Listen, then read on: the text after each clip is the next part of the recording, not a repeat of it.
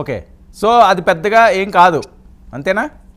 ఏమంటే 2 రోజులు. Right. Okay. Gayatri గారు చెప్పండి వర్మ గారు, మీకు ప్యానెల్ అందరికీ గుడ్ ఈవినింగ్ అండి. ఏంటి ఈరోజు 34 మంది లిస్టు ప్రకటించారు, ఇంకా ఎన్నికలకి రెడీ అయినట్టున్నారు, సంసిద్ధం అయినట్టున్నారు, 17వ తారీఖున భారీ బహిరంగ సభ అంటున్నారు. జగన్మోహన్ రెడ్డి గారు ఆంధ్రప్రదేశ్ సీఎం వర్యులు చంద్రబాబు నాయుడు గారిని కూడా ఈరోజు వదలలేదు. మీరు వినే ఉంటారు, చంద్రబాబు పేరు చెప్తే గుర్తొచ్చేది దగాట, మోసమట. ఈయన ఒక వెర్షను, ఆయన ఒక వెర్షను. అంటే జగన్మోహన్ రెడ్డి అని అతనికి అలాగే సీఎం గా ఏం పని చేయాలో తెలియదు, ఏమీ తీసడానికి లేదు. ఎప్పుడో 4 రోజులకు ఒకసారి నిద్ర లెగిస్తాడు, ఎలక్షన్స్ దగ్గరకు వస్తున్నాయి కాబట్టి ఒక బహిరంగ సభ పెట్టుకుంటాడు. బలవంతంగా స్కూల్ బస్సుల్ని, స్కూల్ని, కాలేజీలని వాలంటీర్ చేత, లేకపోతే డ్వాక్రా మహిళల్ని, గవర్నమెంట్ ఎంప్లాయీస్ ని బెదిరించి అక్కడ ఒక క్రౌడ్ తీసుకొచ్చుకుంటారు. ఒక గ్రీన్ మ్యాట్ వేసి ఆ క్రౌడ్ ని ఫిల్ చేసుకోవడానికి గ్రాఫిక్స్ వాడతారు. మరి అలాంటప్పుడు ఆయన ఏం మాట్లాడతాడండి? గాల్లో దండాలు పెట్టేవాడు, అర్ధరాత్రి పూట ఆత్మలతో మాట్లాడేవాడు ఏం మాట్లాడతాడు చెప్పండి? చంద్రబాబు నాయుడు గురించి లేకపోతే పవన్ కళ్యాణ్ గారి గురించి అందుకని ఆయన ఏం మాట్లాడతారు? మాతో పోటీ పడి, ఇప్పుడు బాబు గారితో పోటీ పడి ఆయన ఇన్ని అవార్డులు తీసుకొచ్చా, నేను ఇన్ని తీసుకొచ్చా, ఆయన ఇన్ని కంపెనీలు తీసుకొచ్చా, నేను ఇన్ని కంపెనీలు తీసుకొచ్చా, ఆయన ఇన్ని లక్షల మందికి ఉద్యోగాలు ఇచ్చారు, నేను ఇంత లక్షల మందికి ఉద్యోగాలు ఇచ్చానని చెప్పుకోగలడు ఆయన? మా పార్టీలో ఉన్న ఒక సాధారణ ఎమ్మెల్యేతో కూడా పోటీ పడే స్థాయి లేదు జగన్మోహన్ రెడ్డి గారు ఈ 4 ఏళ్లలో చేసిన పనులు పోల్చుకుంటే. తర్వాత పవన్ కళ్యాణ్ గారి గురించి వస్తే, మీరు ఇప్పుడు దాకా గమనించుకున్నా లేదో, పవన్ కళ్యాణ్ గారు ఎప్పటి నుంచో కూడా ఇండస్ట్రీలో ఉన్నారు. ఇండస్ట్రీ ఎలాంటిదో తెలుసు. ఇప్పుడు ఎవరిని కదిలించినా, ఎక్కడైనా ఆయన బై మిస్టేక్ ఒక తప్పు జరిగినా, ఏమైనా ఒక ప్రొడ్యూసర్ కి ఏదైనా ఎగ్గొట్టినా, ఒక డిస్ట్రిబ్యూటర్ లేకపోతే ఎవరైనా ఇబ్బంది పెట్టినా, ఎవరిని కదిలించినా చెప్పుకుంటారు. అలాంటిది పవన్ కళ్యాణ్ గారి మీద పలానా కేసు ఉంది, పలానా వాళ్ళని ఇబ్బంది పెట్టారు, పలానా జూనియర్ ఆర్టిస్ట్ ని తక్కువ చేసి చూశారు, లేకపోతే ఇక్కడంత పొగరుగా ఉన్నాడని చెప్పి ఒక్క మాట అయినా ఈ రోజు దాకా ఆయన గురించి మాట్లాడగలిగారా?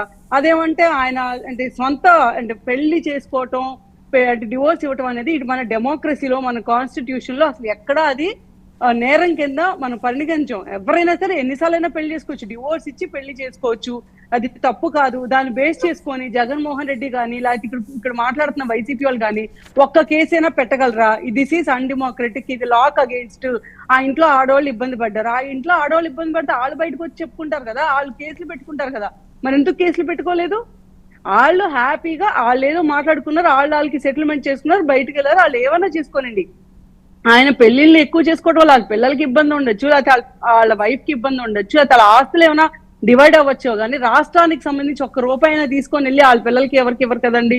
సో అసలు అది డిస్కస్ చేయటం కూడా ఎంత వేస్ట్ ఆఫ్ టైం అంటే, ఇంకేమి దొరక్క దాన్ని ఏమంటారంటే ఎటు తిరిగినా సరే ఇంకా వాళ్ళకి ఏం లేదు, ఒకటే తీగ పట్టుకొని లాగుతా ఉంటారు, తెగేదాకా ఇంక ఇలా లాగుతారు. ఎలా చేశారంటే జనాలు దాని గురించి ఆలోచిస్తూనే మానేశారు. వాళ్ళకి అంతకన్నా ఆలోచించడానికి పెద్ద పెద్ద విషయాలు ఉన్నాయి. ఎందుకు సునీత గారు ప్రెస్ మీట్ లైవ్ లో పెట్టి అట్లా ఏడ్చారు, వీళ్ళకి ఓటేద్దు మాకు అన్యాయం చేశారన్నాడు?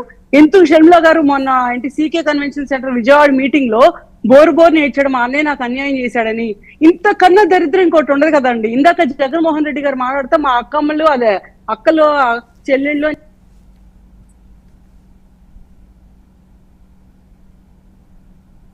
గాయత్రి గారు, హలో గాయత్రి గారు మాట్లాడండి. అదే మాకే అడిగి అడిగి బోర్ కొట్టింది వీళ్ళు మాట్లాడటం, మళ్ళీ మేము తిరిగి చెప్పటం.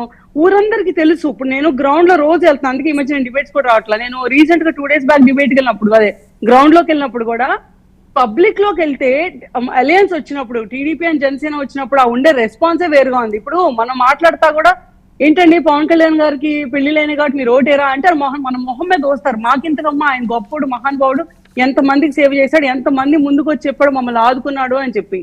చంద్రబాబు నాయుడు గారు ఒకప్పుడు ఇగో వీళ్ళు చెప్పారు కదా కేసు పెట్టారు స్కిల్ డెవలప్మెంట్ అంటే, ఈడు బొంద, ఈడో దుర్మార్గుడు, కక్షపూర్వకంగా ఎన్ని చేశాడు మనకు తెలియదు. ఈ రాష్ట్రంలో ఎంతమంది మీద అబద్ధపు కేసులు పెట్టా తెలియదు, ఆఖరికి పెద్ద ఆయన్ని కూడా తీసుకెళ్లి పెట్టండి, ఇంతకన్నా దుర్మార్గుడు ఇంకొకటి ఉన్నాడని చెప్పి వాళ్ళే మాట్లాడుతున్నారు.